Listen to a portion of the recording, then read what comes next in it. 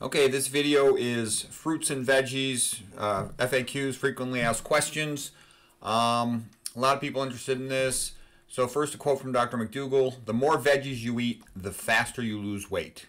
Here's a quote from Chef AJ: "Veggies for breakfast is one of the best ways to lose weight, and one of the key ways that people are able to maintain weight loss long term." And she's probably got the best books on weight loss, you know, that unprocessed and whatnot, and how to lose weight, ultimate secrets. Okay, veggies are low in caloric density. The lower the caloric density, the skinnier the population. For myself, people ask me if I weigh or measure. I don't weigh or measure anything. I just eat the foods that I like. And it turns out to be in percentages we'll talk about here in a sec. I follow what's called the Spartan vegan diet. I just made that up because I'm a former wrestler and it's really simple. Only starches, fruits, and vegetables, and water is the only thing I drink. I eat once a day on work days to save time. The OMAD diet, 1 meal a day diet, saves a lot of time when you're working. I get an extra, hour or more of sleep and time for other stuff. On my non-work days, I'll eat a late lunch and a late dinner. I find out that works well. I'll tend to eat the more hydrating type foods for lunch. Things like if I eat oatmeal or a lot of fruits, lunch is a good time for it. If you eat too much so-called wet food, if you will, you're going to have to wake up the void at night. Dr. McDougall recommends about 90% of calories from starches, only about 5% from fruits, and 5% from veggies. He's concerned that people are going to overeat the fruits too much because, the modern fruits, some of them are so sweet, they're bred to be that way. You can overeat them, if you will. And he's often working with overweight, older populations who are ill, trying to recover from an illness. So for those persons, he thinks that's best. He recommends limiting fruits to 2 servings per day or less. And he emphasizes that starches satisfy hunger better than fruits. Chef AJ is a little more lenient in her recommendations, about 60 to 85% starches and the rest from fruits and veggies. I probably eat about 50 to 60% starches, probably closer to 60%, 35 to 45% fruits, and then only about 5% veggies. In a perfect world, I would eat more veggies, but it just turns out for me it's harder to get the veggies cooked. It's more cumbersome to buy them and eat them, so I'll always eat at least 1 salad, preferably 2 salads a day, but I don't eat perhaps as many veggies as I should. Dr. McDougall says that humans had fire when they arrived on the planet. And by the way, how do I judge how I'm doing, how I feel? Well, if I feel slim, and also if I feel strong when I lift weights, I feel energetic when I lift weights and I run upstairs. That's kind of what I go by. And is my concentration good? So if all that's working, then I'm happy. Dr. McDougall says humans had fire when they arrived on the planet. I wonder about that, if they really did, but I have not fully studied that subject. He studied it more than I have. It seems to me that we probably have color vision primarily to see fruits when they're ripe. We love fruits. We salivate when we see a bowl of fruits, In comparison, imagine you're walking down a path in a forest or a jungle, and let's say there's a dead animal, dead deer or something on the ground, flies buzzing around it. Do you really want to get down on your knees, take a bite out of it? Can your teeth pierce its flesh? Okay, no, it's kind of disgusting. Your cat would be all over it, okay? We're not made for that. And we talked about this before. Our teeth are flat. We got amylase, carbohydrate enzyme in our mouth. We got a long intestinal tract. We don't make vitamin C, etc., etc. There's a lot of vitamin C in these fruits and vegetables. Okay. In the past, humans were more physically active, running around all day looking for food, and they could handle more calories from fruits. Lots of young people who are still pretty active, they can eat lots of fruits and be really thin, energetic, and healthy. Persons who are, competitive athletes like Michael Arnstein, he's a real famous, ultra marathoner. He eats 25 to 30 pounds of fruit per day. He moved to Hawaii, so fruits would be more accessible and cheap. Ruth Heidrich, she lives in Hawaii. Janet Murray Wakelin, she lives in Australia, relatively warm climates with a lot of fruit availability. Both of these ladies survived metastatic cancer, and they're both alive. She's alive like over 30, I think over 40 years later after a metastatic breast cancer diagnosis. Janet Murray Wakelin is alive after, more than 20 years after a metastatic breast cancer diagnosis. They both run, marathons. They both wrote books. Hers book is like Senior Fitness. Her book is called Raw Can Cure Cancer. They both got online videos as well. Janet Murray Wakelin, she ran 365 marathons in 365 days. That's incredible. So the ability to recover after running a marathon every day for an entire year, It's extraordinary. Okay, I've never heard of anything like this sort of thing except in these, plant-eating persons. It speeds recovery. Ruth Heidrich was famous. She was a triathlete riding her bicycle, got hit by a car, had a comminuted femur fracture, means the bone was broken to multiple pieces. A fracture is easier to repair if you just have two adjacent ends that are overlapping versus if you have multiple pieces. A comminuted fracture, it's very difficult to fix that. The point I'm saying is, with her, she eats a giant bowl of salad before her lunch and her dinner, and she attributes that to being able to really speed up her recovery. It's rather incredible. They told her she'd never walk again. She's out running again not too long after, months after. So I believe it does have incredible healing abilities. You're going to thin your blood in a sense that you're going to improve oxygenation of your tissues. You're going to heal faster. Plus, you have all the nutrients the body wants. That's what we're designed to eat. The two Mastering Diabetes guys, Bobby and Cyrus, they eat lots of fruits, and they recommend fruits for diabetics. Garth Davis, he's a triathlete, bariatric surgeon, nutrition expert, and he recommends fruits. He says lots of these fruit-eating persons who eat lots of fruits, they're very, very healthy.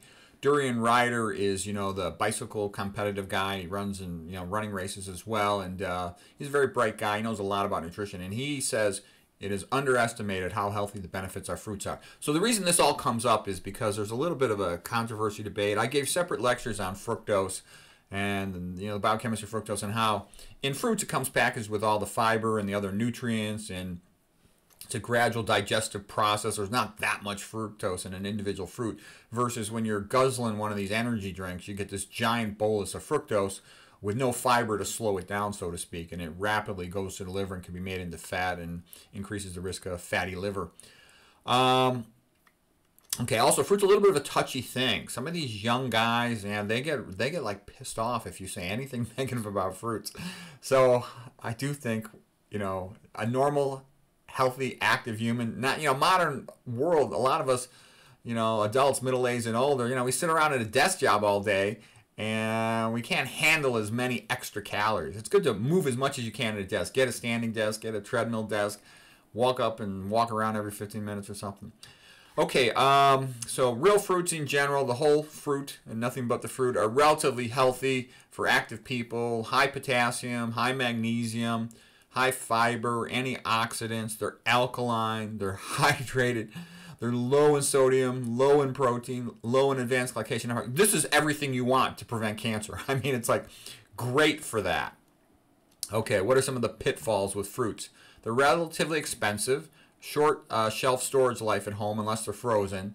Some of the modern ones have been bred to be excessively sweet, like some of the bananas. Don't get me wrong, I love bananas, but you got to clean your teeth off right away. You're going to get calories. Plus, if you only eat bananas for a meal, you have an increased risk of rebound hypoglycemia, where you too rapidly spike your blood glucose, and then it comes down too rapidly. The pancreas gets confused, releases too much insulin, and then in that rebound hypoglycemic phase, you suddenly want to eat something sweet to get your blood sugar back up as fast as possible, and that can lead to a roller coaster blood glucose curve, which can eventually lead to weight gain. Plus, you don't feel so good. Okay, dried fruits are high in caloric density, and they're very sticky, so I don't really like them. I mean, some competitive, marathon triathlete persons might like them for the concentrated calories, convenient, but in general, I don't like them for eating because the high caloric density can cause weight gain, but the stickiness, they'll predispose you to getting cavities, so you got to be careful about that. You got to clean your teeth right away if you're going to eat those. I don't eat those. I stopped eating apples, even though I love the taste of apples, and I could very quickly zoom through a bag of 10 apples and be ready for more.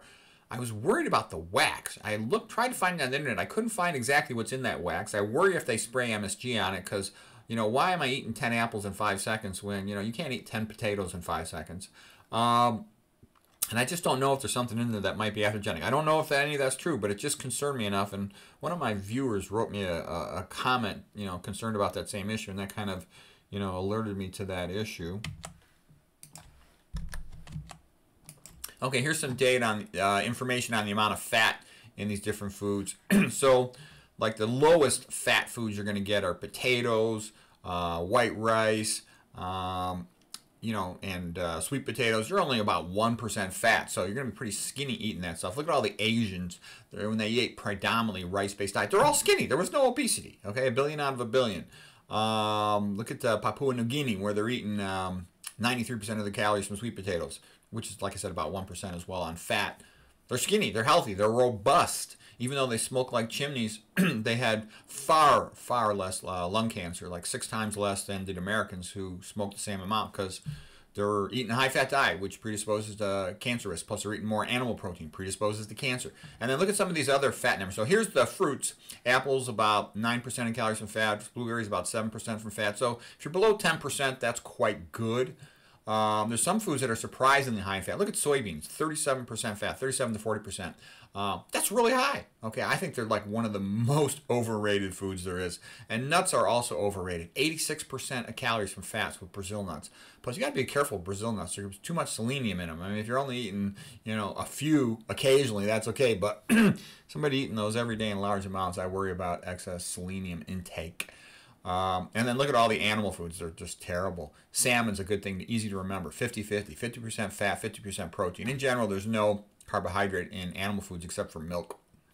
Okay, but animal foods are not good for you. That becomes obvious when you look at them a little more closely. Okay, how much percent fat in different foods? This is really sort of the same thing as that last chart, just emphasizing the fats, but I got a couple more fruits on here. So again, in general, fruits in the ballpark of 3 to 5 or 3 to 7% fat. So I had 7% in the last one, 5% here. Sometimes a different batch will have a little bit different numbers, but the bottom line is fruits are really low in fat, meaning that even though they've got the fructose, that's reassuring that they're not like obesogenic like animal foods are. Okay, can omega-3 and 6, can you get adequate amounts of your essential fatty acids from eating plant foods? Yeah, you get plenty of them. There's a lot of them in leafy greens, like eating your salads. But what I'm trying to say is don't worry about it. It's a non-issue. A lot of people are worried, where am I going to get my protein? Where am I going to get my calcium? Where am I going to get my good fats? And I say forget about all that stuff. It's impossible to be too low in fat on any naturally occurring diet. And you're going to get plenty of omega-3s just from eating plant foods, okay? So you can forget about that. The only thing that's deficient in a whole food plant-based diet, low-fat plant-based diet, is B12. And you'll eventually probably need to supplement with that. Okay. Here is the advanced glycation end products. Those are bad. You absorb some of the ones that you eat. I forget the exact percentage. Let's say it's about a third of them, something like that, but I don't remember exactly what it is off the top of my head. There's tons of them in these meat foods. Look at that. Bacon, hot dogs, fried beef, 8,000 to 12,000 off the chart. Those things are atherogenic. You don't want them. Look at the fruits, around 10 to 13. That's like nothing, all right? The fruits are looking great here, okay? And starches are looking real good too.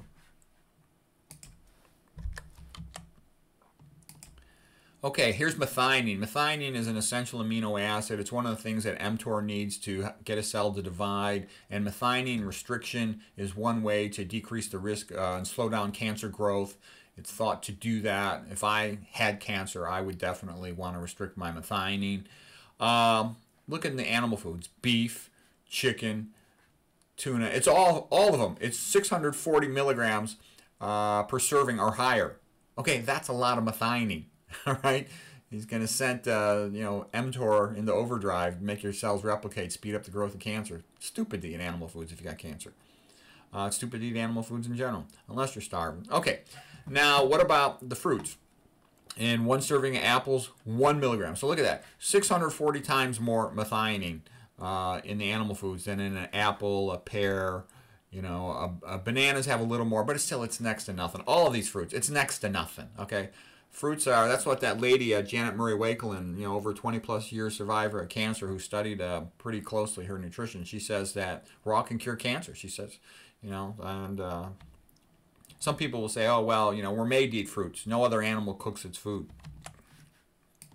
Like I said, McDougall thinks we had fire for starches right from the beginning. Here's just a couple numbers from, I eat what I call the Spartan vegan diet. I just, went into the numbers a little bit more detail.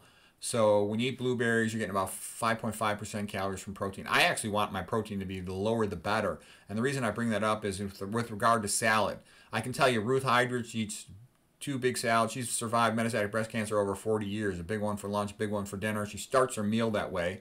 Chef AJ also recommends starting a meal with veggies. That kind of fills up your stomach. If you're really hungry, you'll want to eat the veggies. Now, what else is relevant here? So that's a lot of protein, but there's not many calories in the salad or in veggies in general. So even though it's a high percent calories from protein, It's not that much amount of protein overall, and it's plant protein, which is better than animal protein because it's low in methionine and low in leucine. Leucine is one of the branched chain amino acids that tends to be the rate limiting step for activation of mTOR. Okay, potatoes, they're also quite low in protein, about 8.5% of calories from protein. I like sweet potatoes too. Sweet potatoes, I think, are the best food in the whole world. They've only got 4.5% calories from protein. So, in my opinion, the lower the protein, the better. I still eat beans. Beans have a prolonged satiety effect, tons of fiber, but beans are real high in protein, so you don't want to overdo it with protein. If I had cancer, I would eat less beans. I kind of find them convenient to eat at night. They're sort of easy to acquire and to cook, and they can store a long time in the fridge. Rice is a fantastic food. The only catch with rice is all that arsenic business, and there's workarounds. I've got separate videos on rice, but I do eat white rice, about 3-4 times a week, and I like it. I mix it with beans and potatoes. It has about 5% of its calories from protein. Actually, I think some other papers I've seen will put that number of calories more like at around 7, as high as like 7.5 to 8 even, depending on what you read. The guy who worked with the Kempner rice diet, Frank Nealon, said that rice is only 5% calories from protein. I've seen a whole range of 5% to 8% of calories from protein with rice, but it's also got 1% fat, just like potatoes, 1% fat. So those starches in sweet potatoes, they'll help you be skinny. Some of these salads have almost 0% calories from fat. But you know what? That doesn't actually completely make sense because we just talked about them having omega-3, so how can they have no fat? I'll have to double check that chart number, okay? Daily totals. Well, here's about my daily totals of calories. And my percent protein was coming out about 10.7% of calories from protein. All of it from plant protein. And I probably want to get that a little lower, but that's reasonable. It's the beans that get the number at that level. So anyways, I thought that was helpful. A little bit interesting on fruits. A lot of people are interested in it. And so, anyways, hope it was helpful.